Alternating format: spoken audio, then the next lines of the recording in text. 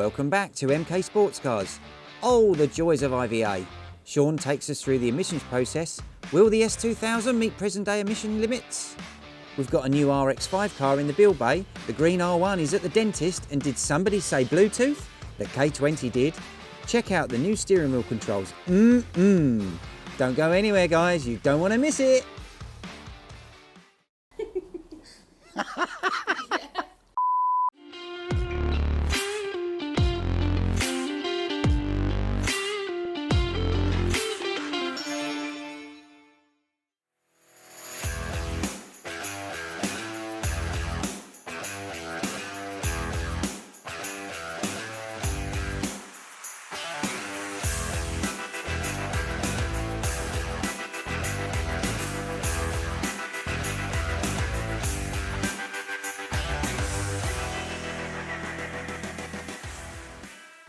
Right, IVA Prep Time. We're going to be working on #Joseph's car. We're going to go over to the emissions magazine again.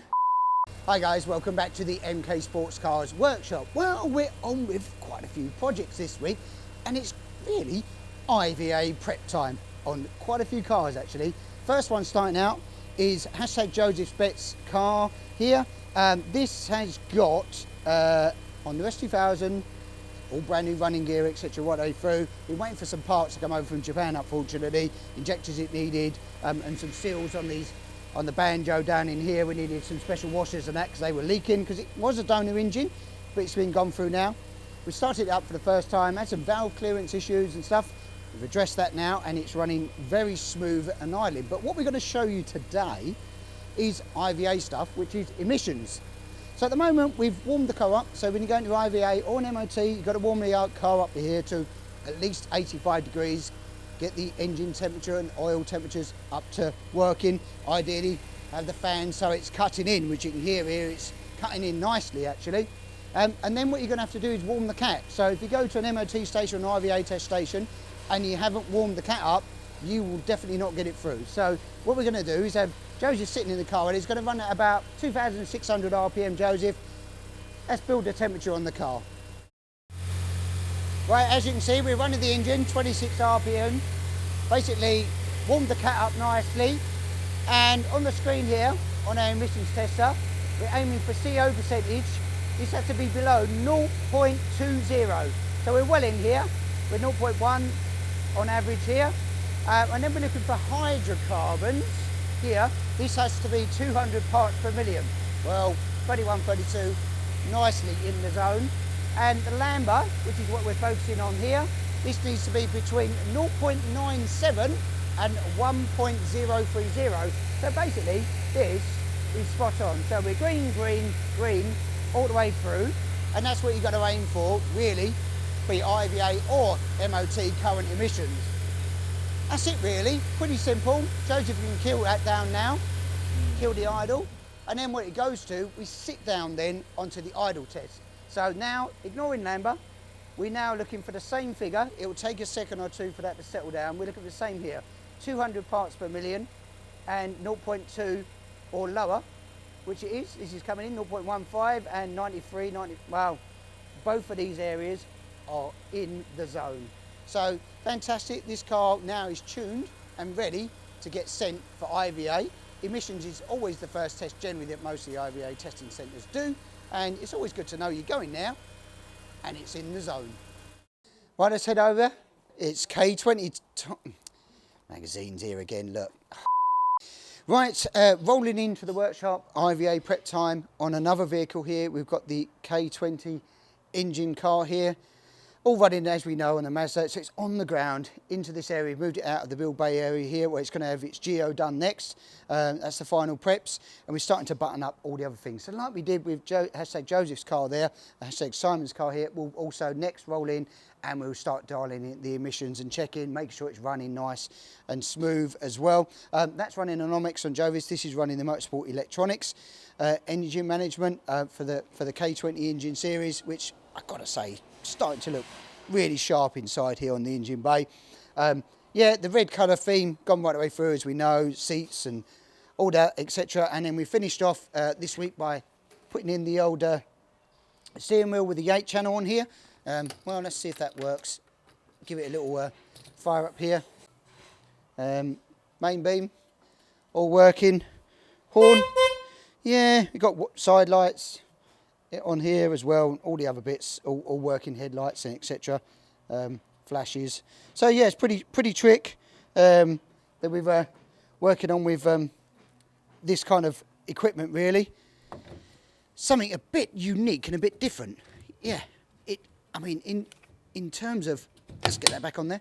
In terms of that, as a setup when you're driving along, indicators on the fingers there, it is spot on.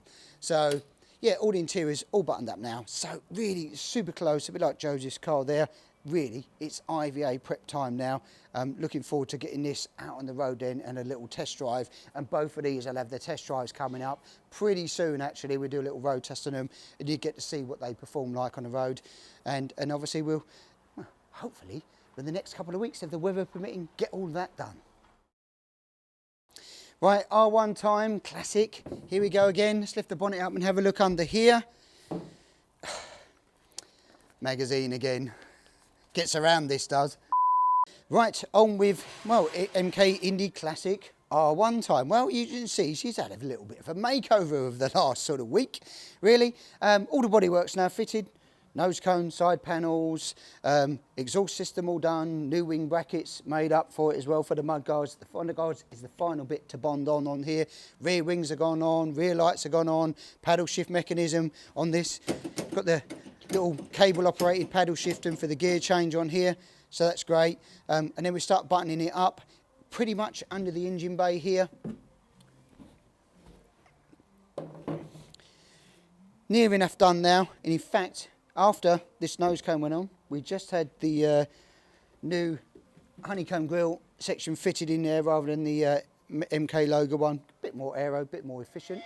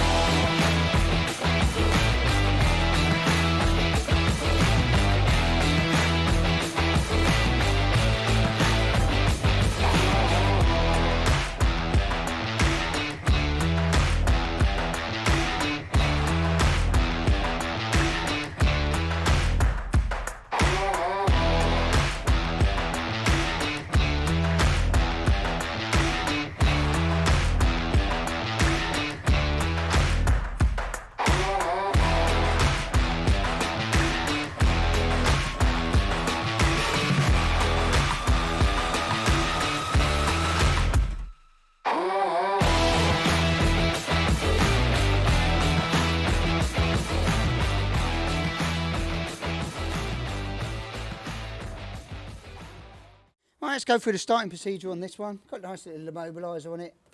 Plug that bad boy in. And ignition on. It's got a nice DD2 in here. Go through the starting procedure here.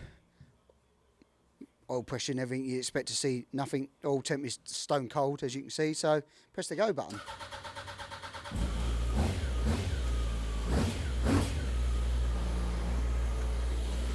That's a super smooth, quiet engine actually. Started up at the button when we started the first time anyway, so very quiet. Actually should be good on track there. It's got a 7-inch silencer on there. Nice polished system. Yeah, so looking rather sharp.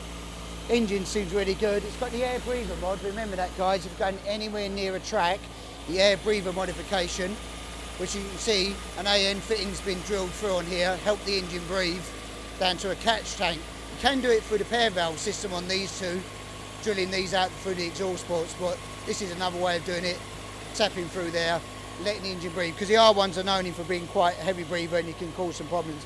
On road it's not really an issue, only if you start to go on track, the air breather mod needs to come. That's on the R1 5E engine, 04 to 06 pretty much, yeah. So we button her up now, get it all really done, and then it's off to MOT and it's sold off to its new owner. So we'll get that done. I reckon in a week's time it'll be hitting out on the roads. It's fantastic. What a great car. Right, rusty exhaust times. Well, look at Magazine again. Right, as you can see, we've moved around in the workshop here. We've got another project that's jumped into the space here.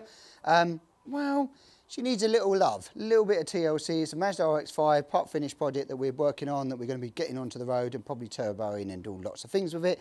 So what we're going to do is have Adrian, who done the green R1 car for us, polished that to perfection, making that super gleamy and back on the road pristine. Well, this is the next project. So he's going to be jumping on this and going through the bird's nest of the wiring. It all runs now. We've got it started and up and running.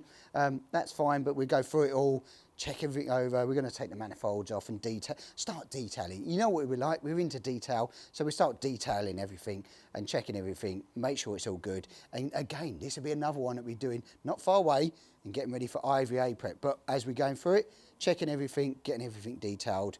You know, this doesn't work for us in any way, rusty manifold, so we'll sort that out and make it look like new. But of course, that's going to have a big old Snow turbo on there at some point over the next few months. So look out for that when we start getting onto that project.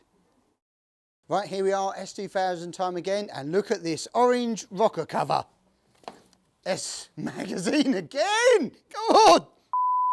Right, over here, S2000 time again, hashtag Project Nigel. Well, a little bit done on this week, and as you can see, the nice, gleaming, beautifully powder coated and detailed rocker cover has gone on, and a few other bits, which is wiring and tidying up and filters and stuff like that. But we are waiting. Now we're at a bit of a standstill waiting for the rear end to go together because we're waiting for the wrap. The wrap's going on this is a bit unique. It's been custom made by the customer.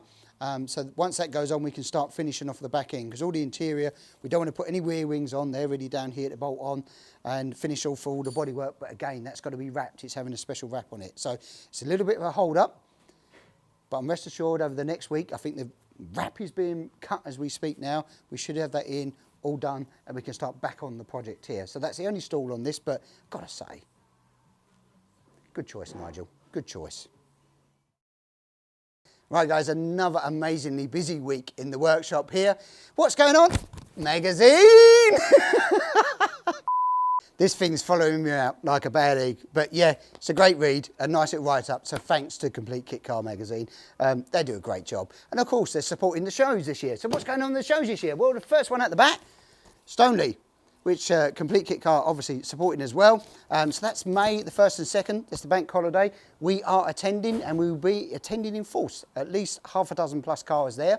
So it'd be nice. We can hopefully show you a good variation of Hondas and bike engines and all the variations of that as well. So head down there if you want to see us. But if not, in the meantime, head to the workshop. We quite happily show you around.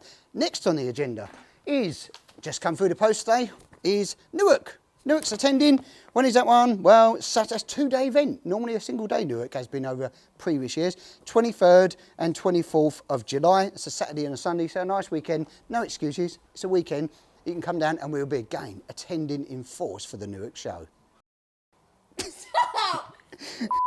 Other events that are happening, don't forget it's on the calendar. We've got the track days at Anglesey. We've got Landau and Brighton Park. Those will all flash up, hopefully somewhere up here with a dates for you to give it. We will be attending those this year. So that's exciting. Sunshine, we're into February. It's amazing. I can't wait for that spring sunshine to hit.